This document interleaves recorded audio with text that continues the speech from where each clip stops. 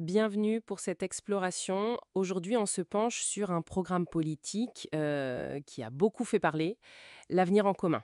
Oui, un projet qui a, comment dire, mûri au fil des élections depuis 2012, avec pas mal de consultations citoyennes, syndicales, associatives. Tout à fait, l'objectif, c'est de décortiquer un peu les idées maîtresses de cette vision pour une nouvelle France, comme il l'appelle. Et c'est un programme qui, d'emblée, se positionne en rupture avec le monde néolibéral. C'est ça. Il met en avant les changements profonds de la société française depuis 1958, Comme quoi, par exemple? la condition des femmes, la diversité, l'urbanisation, la précarité, surtout chez les jeunes, une nouvelle classe ouvrière aussi, et bien sûr l'urgence climatique. D'accord. Et tout ça justifierait une refonte majeure des institutions, c'est ça l'idée. Exactement. Pour ces auteurs, c'est indispensable.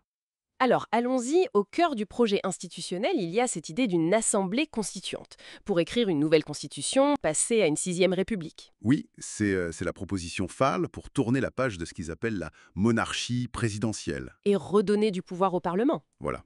Renforcer le Parlement, limiter drastiquement le 49.3 par exemple. Ce fameux article qui permet d'adopter une loi sans vote. Sauf motion de censure, oui. C'est une réponse assez directe à la critique de la concentration des pouvoirs sous la cinquième. Et puis à la crise de confiance démocratique, quoi. Et pour restaurer cette confiance, il y a des mesures spécifiques contre la corruption, par exemple. Ah oui, il y a tout un volet là-dessus. Inéligibilité à vie en cas de corruption, l'interdiction du pantouflage sur les lobbies. Bon, des mesures pour essayer d'assainir un peu. On voit bien la volonté de changement institutionnel, hein. Et sur le plan social, économique, là aussi, ça semble assez radical. Absolument. L'axe justice sociale est vraiment central, avec des propositions fortes. Comme l'éradication de la pauvreté. Oui, via une garantie d'autonomie. L'idée, c'est de porter le revenu minimum au niveau du seuil de pauvreté, autour de 1 216 € pour une personne seule. Et le SMIC aussi. Augmentation du SMIC à 1 600 € net. Et puis le retour de la retraite à 60 ans, mais attention, après 40 annuités cotisées. D'accord.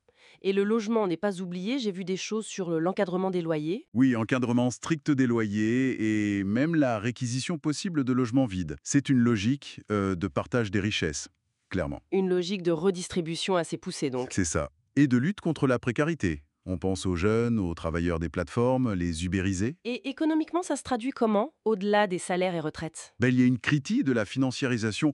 Il propose de séparer les banques d'affaires des banques de détail. Ah, oui, un peu comme le Glass-Steagall Act aux États-Unis à une époque. Un peu dans cet esprit, oui. Et puis moduler l'impôt sur les sociétés. Moins taxé si les bénéfices sont réinvestis ou pour augmenter les salaires, plus s'ils partent en dividendes. Et cette idée sur la dette publique détenue par la BCE? Ah oui, l'annulation d'une partie de cette dette, c'est une proposition assez controversée, évidemment, qui pose beaucoup de questions au niveau européen. Forcément. Et pour financer tout ça, la fiscalité doit être revue en profondeur, j'imagine. Tout à fait. Grosse refonte fiscale annoncée, un impôt sur le revenu beaucoup plus progressif, avec 14 tranches. 14 tranches Oui, contre 5 actuellement? oui. Et le rétablissement de l'ISF, l'impôt de solidarité sur la fortune, mais en version renforcée. Et la fin de la flat tax sur les revenus du capital. Le but est clair, financer le modèle social et réduire les inégalités. Exactement. Passons à l'écologie, un autre pilier essentiel.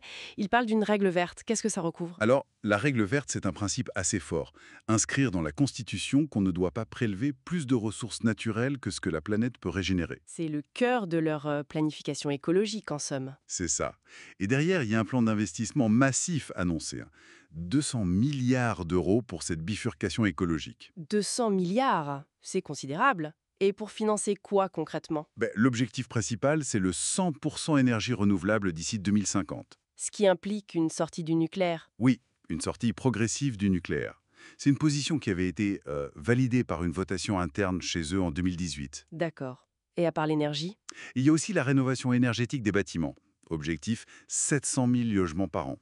Un gros effort sur les transports publics, moins polluants. Et l'agriculture? Une transition vers une agriculture paysanne, biologique, sortie du glyphosate, évidemment.